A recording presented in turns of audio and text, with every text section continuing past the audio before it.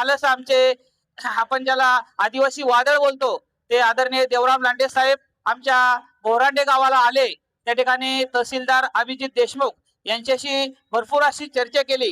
9 August आदिवासी दिन साजरा झाला आणि त्या 9 ऑगस्ट आदिवासी दिनाच्या त्या प्रस्तावित भाषणामध्ये मी स्वतः मुरबाड तालुका अध्यक्ष रघुनाथ खाकर यांनी, तहसीलदार असतील, त्या ठिकाणचे आमदार किसन कथोरे असतील, त्या ठिकाणी उपाध्यक्ष जिल्हा परिषदचे सुभाष पवार असतील, यांना आम्ही स्पष्ट सांगितलं की संपूर्ण आमचा आदिवासी समाज हा जो काही अदानीचा जो काही वीज प्रकल्प होत आहे त्याला 100% या ठिकाणी आमच्या मुरबाड तालुक्यामधून विरोध आहे असं त्यांना सांगितलं. आणि या ठिकाणी तो कोणत्याही परिस्थितीत होऊ देणार नाही अशा प्रकारची घोषणा सुद्धा मुरबाड तालुक्याच्या आदिवासी समाजाच्या वतीने त्या ठिकाणी केलेली आहे. काल त्यावेळी आमचे आदरणीय देवराम साहेब त्या ठिकाणी आले आणि देवराम लांडे साहेब आल्यानंतर आम्हाला खूप आधार आला, खूप बरं वाटलं. कारण त्या ठिकाणी लांडे साहेब हा मुरबाड तालुका किंवा या ठिकाणी जुन्नर तालुक्यापुरता मर्यादित नसून महाराष्ट्रात त्याला आदिवासी वादळ म्हटलं जातंय. त्या ठिकाणी तहसीलदारला सुद्धा त्यांनी खडसावून सांगितलं की अशा प्रकारचा जो प्रकल्प होणार आहे तो कोणत्याही परिस्थितीत होऊ देणार नाही. आम्ही संपूर्ण मुरबाड तालुक्याने सुद्धा त्याला